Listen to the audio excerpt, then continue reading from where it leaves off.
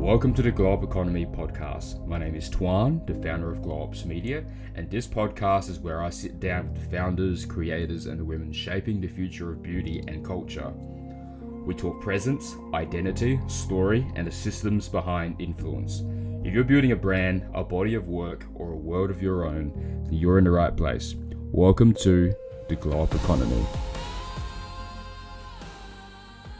Welcome to the Glow Up Economy podcast. My name is Tuan, and today I'm sitting down here with Nicole, who's a cosmetic nurse working in Adelaide in the aesthetic space. Nicole is recently the finalist in the Women Changing the World Global Awards. One thing I'm really interested in, not just necessarily her work in the aesthetic space, but the conversation she has around confidence, around identity, around the intersection between trust, care, and ethics, particularly in the aesthetic space. What I'm interested to dive into in this conversation is not just necessarily on the surface, the beauty and the treatment aspect, but also what clients look for when they enter the space. What does it look like to have a premium world-class like client experience, as well as what does it mean to actually what goes on behind the scenes in the aesthetic space. So Nicole, welcome. Thank you. Thanks for having me. This is the one I'm excited to have, right? Just in regards to, because a lot of people can see the aesthetic space from the outside, but not a lot of people actually understand what goes on behind the surface, right? Yeah. So for those who don't know, what does it actually feel like to work on a day-to-day basis in the aesthetic space? It's both good and bad. But no, I think it's really rewarding, I suppose. Yeah. You may see clients that come in that just get something very basic, and they're usually just starting to see me. And then I have patients that are on quite a lengthy treatment plan. But it's a very busy kind of a day where you're seeing a lot of people and a lot of emotions and a lot of things that are going on in people's world that I guess I feel privileged to kind of be that safe space for a lot of people to chat. And then I have a whole other side of the business, the ski therapist and the laser therapist and the body therapist. So there's a lot of comings and goings of the clinic, and a lot of ordering and stock and things like that. So there's always a lot that goes on even the back end, the systems, the operations, and everything. Yes. What do you think a lot of people misunderstand about the industry looking on the outside? Yes. What they misunderstand is that they, I guess, see famous people on TV and in magazines and whatnot, and they look a little odd. In that they just don't quite look natural. They look a little bit overdone for the kind of word that's used. And I feel like that, in conjunction with seeking information from things like Facebook or Instagram or TikTok as a clinical guide, we do not take those platforms as clinical guides.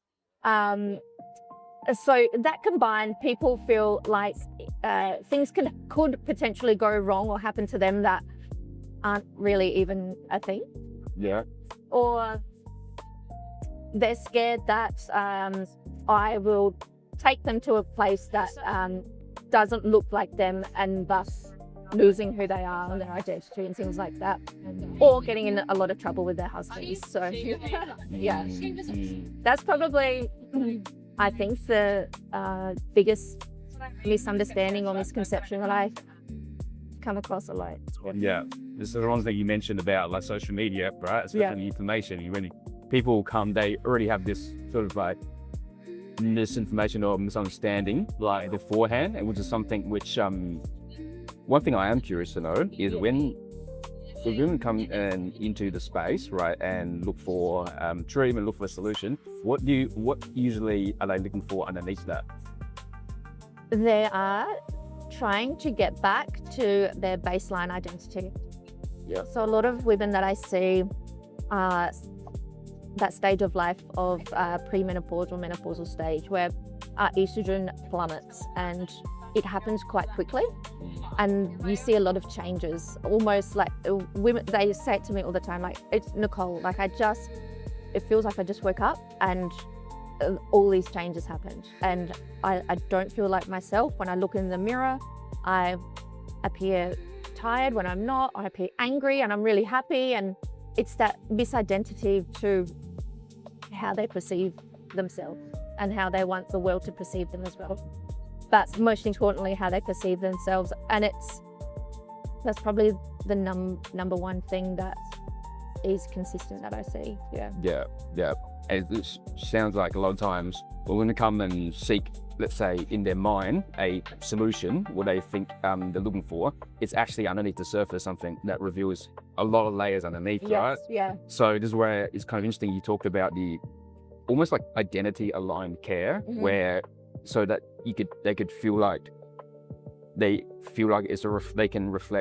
feel like what's on the. They can feel on the outside what's reflected, what they feel on the inside. Would that be correct? Yeah. So I just close that gap as much as I can. Yeah. And work with their goals and give them a treatment plan and a clear guide to help them get there. Yeah. When women come to you and they walk through what they're looking for, what they want, are there instances where, for instance, where you either guide them in a different way, or turn them away, or reflect back questions to help them see it in a different light? Or? Yeah, definitely. Yeah. So, a part of the assessment is all of that, really, and you're assessing from the second that you walk out into the waiting room, or you're assessing as soon as they step foot into the clinic. You can kind of start collating data on like where they're at. Yep. And then there's some really interesting questions that I suppose I ask, and the quality of the question is really the key to get into their space. Yep. And more often than not, I do guide people down somewhere where they had no idea that could actually work for them. Yeah. So most people know, a couple of treatments like wrinkle reducing medication or volumizing medications, but people don't realize where it can go and how it can help them. So that's my space to kind of guide them on what is actually going to achieve their goals. But like some of the key questions that I ask is helping me to weed out who's suitable or who's not, like from a psychological perspective as well. Yeah. Because not everyone is suitable for the treatment, in that you may land yourself in a space where even after the treatment, they're still not happy. If that makes sense, and that's a deeper issue. Yeah. We screen for and refer on to psychologists as appropriate. Zooming, that's really fascinating. That when you lead into that place there, if you zoom back out, because one thing you said was quite interesting was there needs to be a certain. Would you say there needs to be a certain headspace that someone needs to be in before they're ready for you to walk them through the next step? Absolutely. And what does that look like for someone to be ready, for someone to be, aligned, or someone needs to do a bit of work first before that point? Yeah. Okay. We assess patients for are they physically suitable, and are they psychologically suitable as well. So we do a screening questionnaire, which helps us to understand where they're at. Yep. But also that questionnaire could be perceived quite differently by different people. And you can unravel that a bit more through a conversation. But someone who isn't ready, you can just tell in their body language and the way that they are speaking to you. They are extremely nervous. They're not quite sure. You might give them, 2 treatment options, which I do. If you go, we could start here today, or we could start there today, and they can't make that decision. By that point, I've usually weeded it out anyway. But if I do get to that point, and they're still not quite sure, I'm like, I don't think we should go ahead with the treatment today. I think you should take this information away. Have a think about it. Ask me any questions on Instagram if you need, and come back to me when you're ready. But yeah, it's the body language, it's the uncertainty, it's the asking for a discount.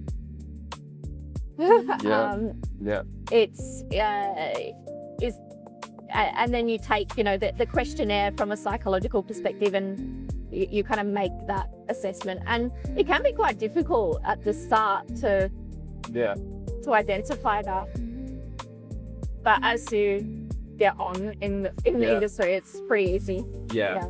It's like the most important thing is that someone comes into the attention, and that it's like how you do something is how you do everything, where the body language, you can tell where someone is sort of like ready versus there's a lot of split, right? Because that reflects, and also, as it said, down to what they're asking for when they come in, right? That's also separates the difference between like a great client and also ones which might be maybe a headache over there, right?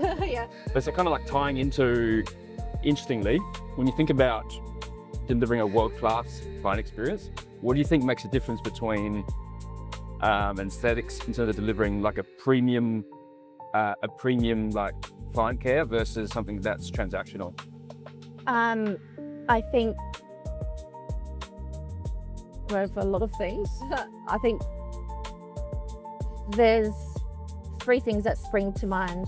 One is the quality of your assessment. Your underlying love for your role, and that is just transfixed into everything that you do. If you genuinely love what you're doing and you take care and pride in that, because you'll always go that extra mile that other people have the don't. So there's that. And then sometimes, not all the time, but sometimes things don't quite go to plan, and there may be an outcome that isn't desired by both myself or the patient. It rarely happens, but if it does, it's your ability to care for that patient, make them feel seen, heard, and implement care and strategies to get them back into a space where you're back on track. I think that plays a huge role in building trust as well. And separates you from another practitioner. I had a patient actually have an adverse event with, I was on holidays, went to Bali for a few weeks, and she couldn't get in to see me. And so she went elsewhere for her treatments, and she did have an adverse event where her upper eyelid was affected in a way that it shouldn't have been, which was quite uncomfortable. She went back to that clinic, and they tried, this is her experience, by the way, I'm just relaying what she said to me. She wasn't, she didn't feel seen, she didn't feel heard or understood, and the care immediately wasn't implemented to shorten the period of time that felt uncomfortable. And I think that's something that can get missed and shouldn't get missed, and that does separate you from the rest as well. Coming down to what you said there, it's like being able to have people feel seen and heard comes down to, you said, being attentive, but that's showing through the process, right? When you said sort of like speed of attaining to that care, when it happens, when the discomfort happens. And it also says a communication aspect as well, like having that open, honest communication. Definitely. Yeah. And I always say, like at the end of my treatments, if there's, I review my patients at 2 weeks, and I say, if there's anything that just feels a little odd, I don't want you at home panicking or overthinking it. You don't need to. Just flick me a message on Instagram. Here's my email. Here's the phone number. Please do get back in contact with me if you have any concerns at all. And I try and leave them feeling comfortable enough to be able to come back and say that something might not be sitting right. And as I said, like it doesn't happen often, but sometimes muscle in the face can be, tricky to get the dose right, get the depth right, get the extrusion force right, get it all right 100% of the time.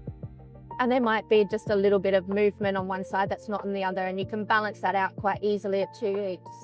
So I really hope that I help my patients feel comfortable enough just to come back and see me for a review and any touch-ups that are needed. Yeah.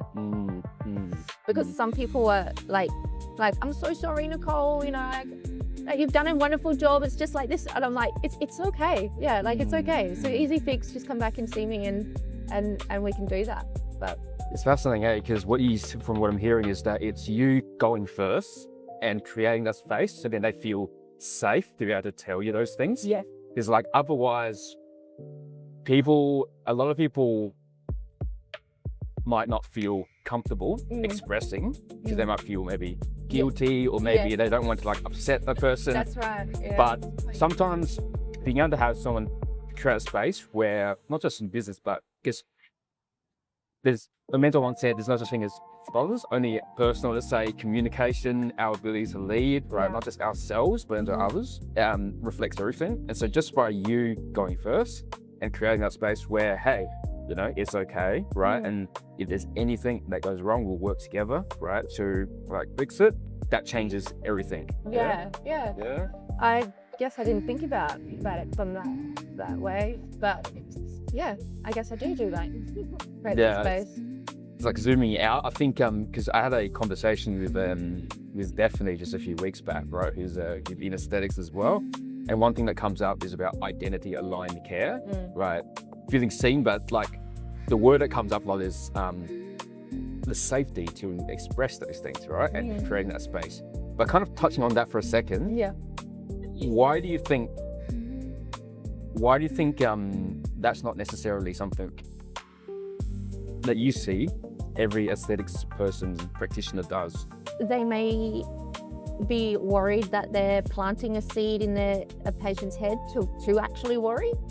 They may just not have the time or don't want to fill their books with reviews because, you don't make any money off a review.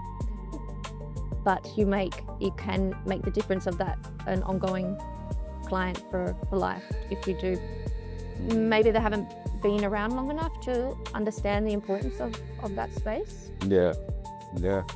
I think you said that's a really good answer, that not necessarily just having the client, but also just a long-term relationship that you're building here. Yeah. Because especially when something that a lot of emotions come up when you're working with clients, when it comes to beauty, when it comes to stages of life, menopausal, pre-menopausal, right? There's a lot of vulnerability where the trust, and one thing you talk a fair bit about is about just the trust, but also the ethics side of things, and how would that with the confidence and beauty sort of intersect there.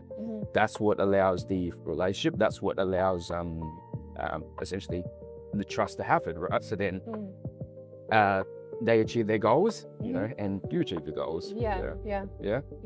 So kind of just zooming back out to on the clinic side of things, in terms of clinic life, right? What's something that sucks up a lot of time, which people wouldn't even think about? Documentation. Yeah. Documentation. Yeah. It can be very timely. Yeah. And I think just running a business and having staff, a lot of people, and probably my staff themselves, they had no idea of the amount of time you put into the business that's in your own time. As things pop up, you have to deal with them, and you can't leave it for tomorrow. You have to deal with it then and there. And if it's 8 o'clock at night, and it's 8 o'clock at night, Yeah. I think that is a huge challenge, working on the business and in the business, and getting the balance right. And it's something I'm still working on myself, really. Yeah. When you said documentation, is it also necessary with the staff? It's training, it's being alongside the staff, supervising staff, sort of operationalizing the procedures and processes alongside them as you're doing it, or? So documentation, I'm just talking purely my patients. When they come, I treat, they go, I write, what we've done kind of thing. So that, uploading photos into the system, like all the admin kind of things for my patients is probably hugely time consuming. Yep. In terms of like processes, I do have a clinic manager. Her name's Taylor. She's incredibly amazing. She's helped me grow the skin portion of the business massively over the last 2 years. And so her focus is more operational with the girls. In terms of workflow, looking for opportunities, upskilling them, education, driving incentives, things like that. That she does that. But being a part of Silk and a big organisation, we have that support and that guidance as well to help us with all of those workflows and making sure our legislation is on point and we're adhering to that. So that is helpful. Yeah, that's when it's tied back to what you were saying before we had a chat today, which is about compliance and regulation. It's something that's just really tight you do sort of on top of. There's the good thing as well, you said working with Silk Clinic is having that support operational backbone there as part of like a larger sort of like franchise. Although one thing in terms of the operations, the day-to-day and everything, what do you think takes a lot of manual time, which shouldn't take, as in what takes up a lot of repeated time that you think shouldn't be manual? Calling leads. Calling leads, follow-ups,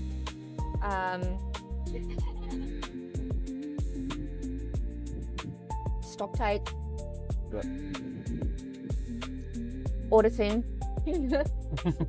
I mean, you have to manually do your audits, and I know, but that process could be better.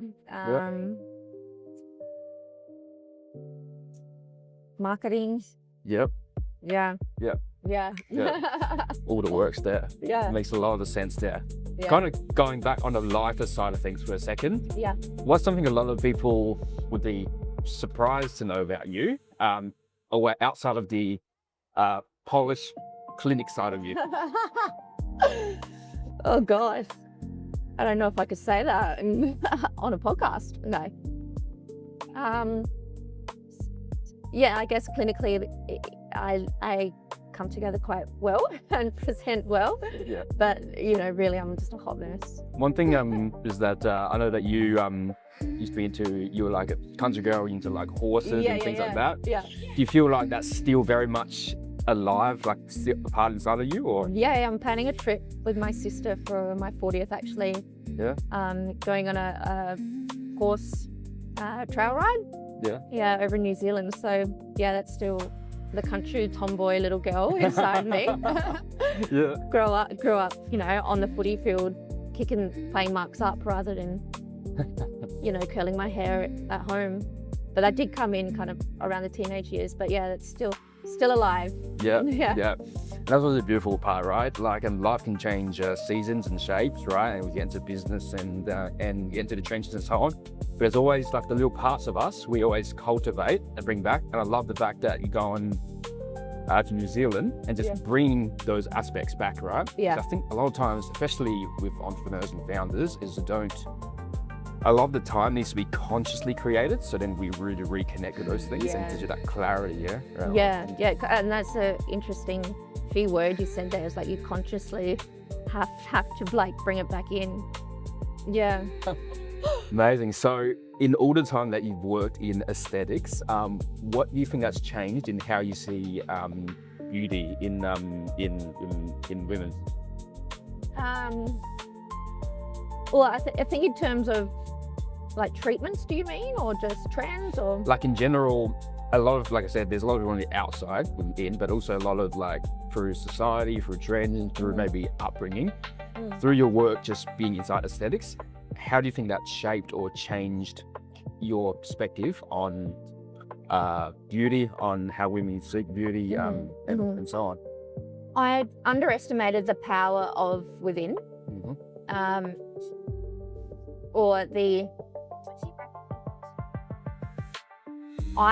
me personally, my transformation on how I got into aesthetics was purely that transformation from the inside out. And like when I first was trying to discover after like a long marriage, like who the hell I was and what I was supposed to do on this planet.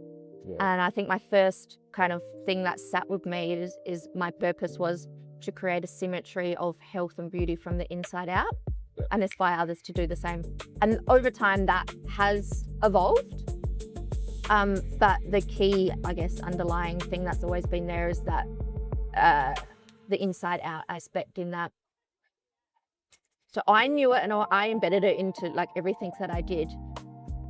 But I didn't realize how important that was for everyone. Or, I mean, yes, I knew it was important, but I underestimated other people's value on it, I guess, as well. Yeah. And so it's been nice to work with patients where I can help fulfill what they're trying to do in terms of their, their identity and who they are. So there's that. But I think in terms of like treatments and things, we're heading into a space now which is a lot of regenerative medicine using peptides and things like that, which is really exciting. Yeah. So I do have some new treatments that I'm launching like right now actually. One, I can say the word, Redurin. It's not a Schedule 4 medication, so I'm allowed to say, I'm actually allowed to say the name of it. Whereas the rest I can't. So yeah, a lot of the regenerative medicine, the peptides are coming into, I don't know if it's like a trend or if Australia's a bit slow to get onto these things or, they've been around for a while. We're just a little bit slow on the uptake, but that's a really exciting space as a clinician to work with. Yeah. It's a bit of like, there's a few things there to unpack, right? Firstly, you are right. Australia is a little bit behind the United States. I mean, the aesthetic space, there's a lot of trends that move fast, right? Especially said degenerative, the peptides, that's something which has been around for a little while. In the United States particularly, in Australia, so I caught on a little bit after that. Just kind of tying back to what you said earlier, I love that you mentioned, it sounds like there was a inner knowing inside of you, where through your own personal journey of figuring out who you are, remembering who you are, going from the inside out, right? And then sort of realizing that, wow, this is something which is prevalent, universal, right? It's kind of interesting that it's beautiful that it starts with our own personal journey into that awareness and discovery, and then finding out through the purpose-driven aspect, right, for actually stepping into aesthetics. That's beautiful. It was a journey, that's for sure. Love that. To discover that, Finally, in all your time in the aesthetics world, what do you think is the way for women to feel beautiful in the way that lasts? Treatments that have good longevity. But that's my clinical hat on.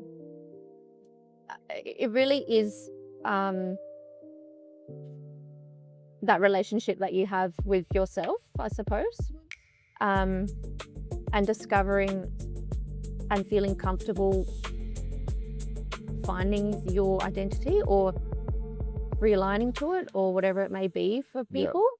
And that's the true long-term confidence that comes from within, and you glow a little different that way. Amazing. And stars just into the overarching thing and glowing that's from the outside in, but from the inside out. Right. Amazing. This has been a great conversation, Nicole. Thank you. For everyone who wants to follow along with the work you do, with the with your clinic and your journey, where can they find you? So we are Silk Laser Clinics. We are in Rundle Place, which is on the ground level, closer to the Grenfell Street side. So the major thoroughfare across from the Rundle Mall to Grenfell. We're right next to T2, above Coles.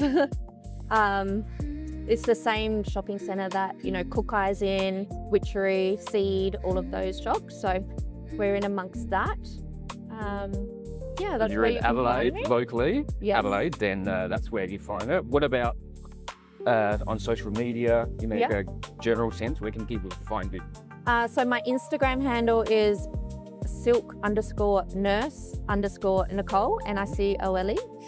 That's where you can find me. Feel free to add me, ask me any questions that you might like, whether you're another clinician or you're someone out there trying to find the right practitioner for them. Reach out. Amazing. So we'll drop it in the show notes. This has been a really, really great conversation, because a lot of conversation, it is a very important conversation to have, especially around, like I said, at the beginning, right? People knowing about the aesthetics and they're seeing it on the outside, but not knowing enough about what goes on behind the scenes, what gets involved, and really the emotions, the care, and everything that goes behind that. So thank you, Nicole, for coming Thank on. you for having me. Thank you so much. This has been Tuan, and I'll see you in the next episode. Hey, thanks for tuning into the Glow Up Economy podcast. If this conversation landed with you, then share it with someone in your world who's building their own glow. And if you want to explore these stories deeper, then you can find the full features and the spotlights at theglowupeconomy.com underneath the spotlight, the magazines, and the podcast show notes. My name is Tuan, and this is the architecture of modern feminine power. And we'll see you in the next episode.